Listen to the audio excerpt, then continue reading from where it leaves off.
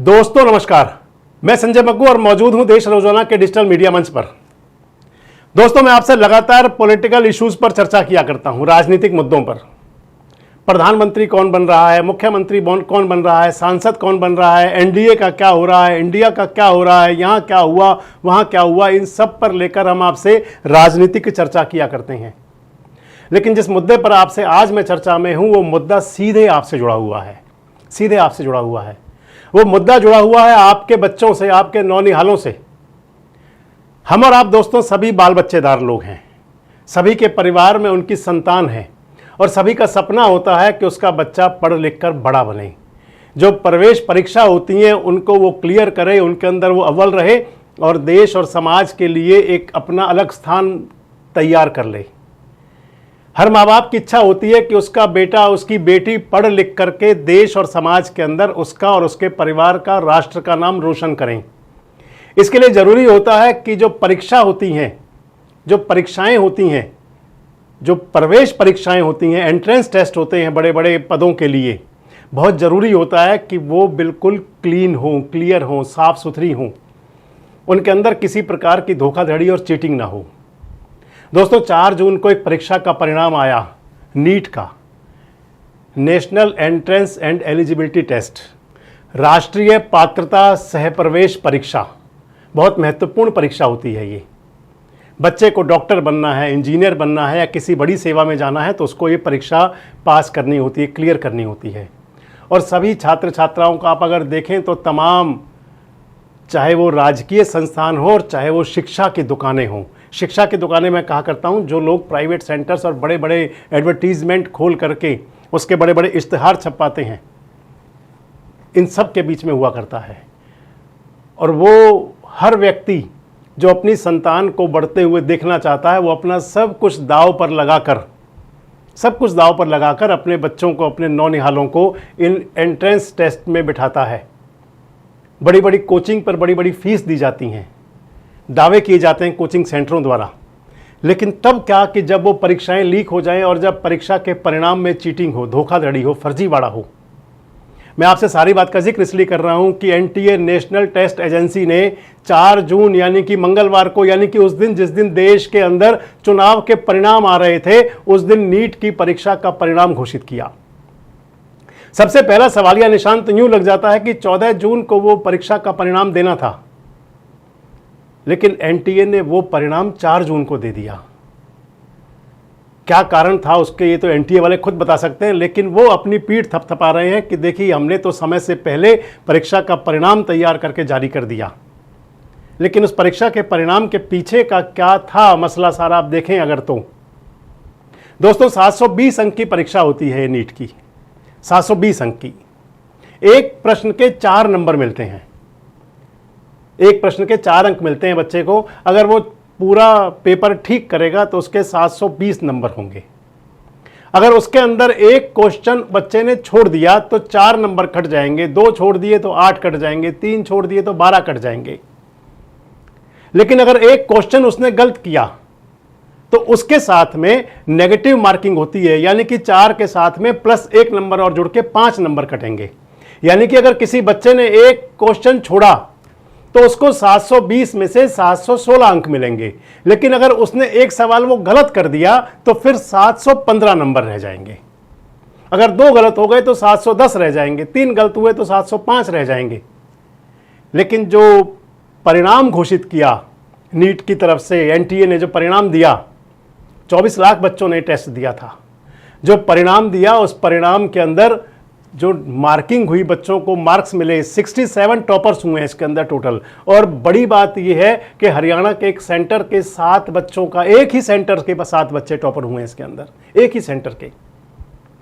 और जो उनको मार्किंग मिली है, जो अंक मिले हैं, वो 718 हैं, 719 हैं, 717 हैं। सवाल तो खड़ा होगा, सवाल तो खड़े होंगे दोस्तों कि जब नेगेटिव मार्किंग होने पर एक क्वेश्चन गलत हुआ तो 715 नंबर बनते हैं, अगर एक क्वेश्चन छोड़ दिया तो 716 नंबर बचते हैं, तो 717, 18, 19 ये किस लिहाज से मिले।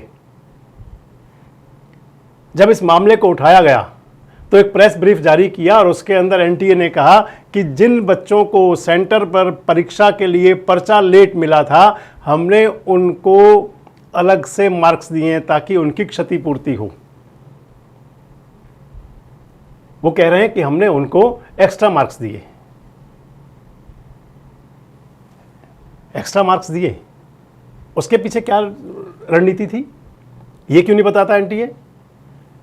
जिस बच्चे के टॉपर होने में 720 नंबर आ रहे हैं और वो एक्स्ट्रा मार्क्स मिलने से टॉपर हो रहा है, तो सवाल तो उठेंगे। दोस्तों, सवाल सारे ज्यादा इसलिए उठ रहे हैं, मैंने आपसे पहले कहा कि इस परीक्षा के लिए आम और खास हर व्यक्ति चाहता है, हर अभिभावक चाहता है, हर माता पिता चाहता है कि उसका बच्चा इस परीक्षा को पास करे, क्लियर करे। बच्चों के अंदर भी इतनी प्रतिस्पर्धा होती है कि वो अवसाद में चले जाते हैं और डिप्रेशन में चले जाते हैं इस परीक्षा को करते हुए। इतना प्रेशर होता है बच्चे पर और बच्चे के अभिभावक दोनों पर। मैं आपसे सारी बात का जिक्र इसलिए कर रहा हूं कि पहले आपको दो घटनाएं बता दें। घटनाएं तो और भी हैं, लेकिन दो घटनाएं ऐसी हैं जो मीडिया में रेंग रही हैं। इस परीक्षा में असफल होने वाले 2 छात्रों ने सुसाइड कर लिया। एक पोर्टल पर खबर चल रही है, जयपुर का एक परिवार है, कोटा में गया हुआ था। कोटा में किराए का मकान लेकर के वो बच्ची पढ़ रही थी। बच्ची बड़ी आस्तिक थी, भगवान पे बड़ा विश्वास था, बड़ा भरोसा था उसको, लेकिन डिप्रेशन में आ गई बच्ची और 8वें फ्लोर से उसने कूद करके सुसाइड कर लिया, अपनी ज़िंदगी ख़त्म कर ली। बच्ची के अंदर अवसाद ये था कि ये परीक्षा जिसको वो दे रही थी, अगर इसी प्रकार चीटिंग होती रही तो मैं अगले टेस्टों में कैसे पास होंगी। ये मामला तो कोटा का है दोस्तों। दूसरा मामला दौसा का है, राजस्थान का दौसा। अजीत मीणा है, 22 साल का युवक है, छात्र है। तीसरी बार नीट की परीक्षा दी थी। परीक्षा में असफल साबित हुआ, असफल रहा। और जब ये पता चला कि भाई इस प्रकार की घपलेबाजी भी हुई है, हम मान सकते हैं कि बच्चे के शायद वो टॉपर वाले नंबर ना रहे हों, लेकिन जब छात्र को, बच्चे को ये पता चला कि परीक्षा के अंदर ये घपलेबाजी हुई है तो वो अवसाद सहन नहीं कर पाया, डिप्रेशन में आ गया। वो बच्चा अपने घर से निकला ये बोल करके कि घर पे आकर खाना खाऊंगा। दैनिक भास्कर के अंदर एक खबर छपी है, मैं पोर्टल पर पढ़ रहा था। 22 साल का वो बच्चा घर से निकला और घर से निकल करके उसने जयपुर आगरा जो हाईवे है, वहाँ पर एक रेलवे का पुल है, उस पुल से ट्रेन के आगे कूद करके बच्चे ने खुदकुशी कर ली, अपनी जीवन लीला समाप्त कर ली।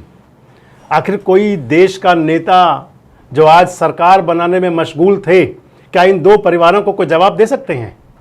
क्या बता सकते हैं कि ऐसा क्यों हुआ? बड़ी बात यह है दोस्तों, बड़ी बात यह है कि परीक्षा पर चर्चा तो होती है, पर्चे पर चर्चा तो हमारे माननीय प्रधानमंत्री जी करते रहे हैं कई बार। आज तो वो कार्यवाहक प्रधानमंत्री हैं, 9 तारीख को फिर शपथ लेंगे और मोदी टर्म 3 शुरू हो जाएगी। लेकिन इन नौनिहालों का क्या कि जिनको व्यवस्था के सामने हथियार डालते हुए अपनी जीवन लीला समाप्त करनी पड़ जाती है। हालांकि किसी भी लिहाज से सुसाइड या आत्महत्या करना किसी भी समस्या का समाधान नहीं है। चुनौती का सामना करना ही सबसे बड़ा समाधान होता है। लेकिन जब इस प्रकार के मसले सामने आते हैं तो सवाल तो उठते हैं। आज इस सारे मामले को लेकर प्रियंका गांधी वाड्रा की एक ट्वीट, एक्सपर्ट ट्वीट किया है उन्होंने, आप उसको पढ़िए क्या कह रही है। प्रियंका गांधी वाड्रा कह रही हैं कि 24 लाख बच्चों के भाग्य का सवाल है, भविष्य का सवाल है, सरकारों को जवाब देने चाहिए। और इस सारे मामले पर कन्हैया कुमार जो कांग्रेस के नेता हैं, चुनाव तो हार गए, छात्र नेता रहे हैं। कन्हैया कुमार ने प्रेस कॉन्फ्रेंस करके इस सारे मामले पर कई सवालिया निशान खड़े किए हैं। आप सुनिए कन्हैया कुमार को भी। अभी सामने आया है कि नीट के परीक्षा में एक बार फिर से धांधली हुई है। मतलब ये पहली बार नहीं हुआ है। और आप अगर इस देश में होने वाली परीक्षाओं को देखें तो लगभग अब ऐसी कोई परीक्षा नहीं है जिसमें धांधली नहीं हो रही है। मतलब विद्यार्थियों ने तो सोशल मीडिया पे ये लिखना शुरू कर दिया है कि एक बार फिर लीकेज सरकार, और बार बार परीक्षाओं में प्रश्न पत्र लीक होना, परीक्षा की जो तिथि है उसको बार बार बढ़ाना, और जो वैकेंसियां हैं उसको सही समय पे नहीं भरना, ये मामले लगातार उजागर हो रहे हैं। ये इस प्रेस वार्ता में हम लोग खासकर जो नीट एग्ज़ाम में धांधली हुई है उस विषय पर बात करने के लिए यहाँ उपस्थित हैं। मैं इसमें 2-3 बात आपसे जोड़ना चाहता हूँ आपके समक्ष। अव्वल तो आप सब लोगों ने देखा होगा कि चुनाव से पहले आदरणीय प्रधानमंत्री जी परीक्षा पर चर्चा करते हैं। हमारे यहाँ कहावत है, जाके पैर न फटे विवाही, वो क्या जाने पीड़ पड़ाई। तो चुनाव से पहले आप परीक्षा पे चर्चा करते हैं। चुनाव जब समाप्त हो जाता है, पूरे 5 साल तक जो परीक्षाओं में धांधली होती है, टाइम पे एग्जाम नहीं होता है और जो वैकेंसियां हैं उसके बारे में आप कोई बात नहीं करते हैं। मैं आपकी जानकारी के लिए बता दूं, और चुनाव के दौरान बार बार कांग्रेस पार्टी ने इस बात को उठाया कि 30 लाख पद खाली हैं और कोई ऐसा एग्जाम नहीं है यूपीएससी को छोड़ करके। अगर यही हालत रही तो मुझे लगता है कि आने वाले दिनों में यूपीएससी के एग्जाम भी सही तरीके से कंडक्ट नहीं हो पाएंगे। जिन एग्जामों में आज तक कोई गड़बड़ी और धांधली नहीं हुई थी, उन एग्जामों में भी गड़बड़ी और धांधली हो रही है। नीट का जहां तक सवाल है, इसके 3 प्रमुख बिंदु हैं। पहली बार लोग कहते हैं कि रैंक 1 2 लोग होगा, 4 लाख होगा। इस बार नीट के एग्जाम में जब आप उसके रिजल्ट को देखेंगे, 67 लोग जो है वो जो है फर्स्ट रैंकर हैं और उसमें से 720 नंबर मिला है, मतलब 100% मार्क्स मिला है। जब इस सवाल को उठाया गया तो एनटीए के डायरेक्टर ने कहा कि ग्रेस दे करके जो है इनको हम फुल मार्क्स दे दिए हैं। तो उसके क्या नियम है, उसकी क्या ट्रांसपेरेंसी है, किस आधार पे जो है आपने 720 में से 720 दे दिया? और इस देश की सबसे प्रतिष्ठित जो मेडिकल इंस्टीट्यूट है एम्स, वहां पर 50, 60, 65 लोगों को एडमिशन होता है। अब आप ये समझ लीजिए कि जिनका रैंक 1 है, जिनको 100 में से 100 मार्क्स आया है, उनका भी एडमिशन एम्स में नहीं होगा।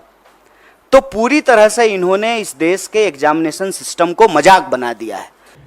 दोस्तों, ये मुद्दा राजनीति का नहीं है, ये मुद्दा राजनीति का होना भी नहीं चाहिए और राजनीति का मुद्दा तो शिक्षा होना भी नहीं चाहिए। शिक्षा राजनीति का मुद्दा तो बन जाए, लेकिन शिक्षा के मुद्दे पर राजनीति ना हो। लेकिन जब इस प्रकार के परिणाम सामने आएंगे और ऐसा होगा, रोज पर्चे लीक होंगे, रोज पर्चे लीक होंगे, चाहे राजस्थान हो, चाहे उत्तर प्रदेश हो, चाहे हरियाणा हो, तमाम राज्यों के अंदर जिस प्रकार से परीक्षाओं में, नौकरियों की परीक्षाओं में पर्चे लीक होते हैं, उससे देश का नौजवान दिग्भ्रमित होता है, अवसाद में जाता है और फिर परिणति ऐसी होती हैं। और इसके जिम्मेदारी से देश के रहनुमा बच नहीं सकते। जवाबदेही तो इनको अपनी करनी ही चाहिए। और एक मैं आपके सामने सवाल खड़ा कर रहा हूं दोस्तों। सबसे बड़ी बात तो ये है कि जिस प्रकार से ये परीक्षाओं में सब चल रहा है, आखिर ये कब तक चलेगा? इस पर रोक क्यों नहीं लगती?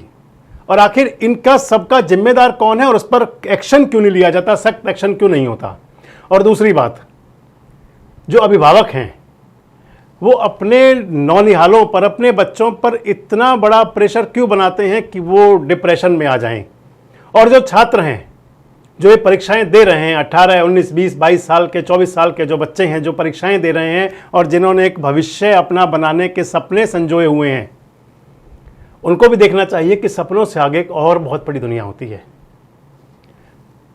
इन सपनों को साकार करने के लिए अगर आप चुनौतियों का सामना करेंगे तो ही आगे बढ़ सकते हैं। लेकिन सवाल तो व्यवस्था पर है, सवाल तो इस सरकारों पर है कि आखिर क्यों इस प्रकार से गड़बड़ झाले होते हैं और क्यों इस प्रकार के घपले घोटाले होते हैं परीक्षाओं के अंदर और शिक्षा के नाम पर। कमेंट्स बॉक्स में आप भी जरूर बताएं कि आखिर अगर शिक्षा का स्तर इस प्रकार गिर रहा है तो उसका जिम्मेदार कौन है?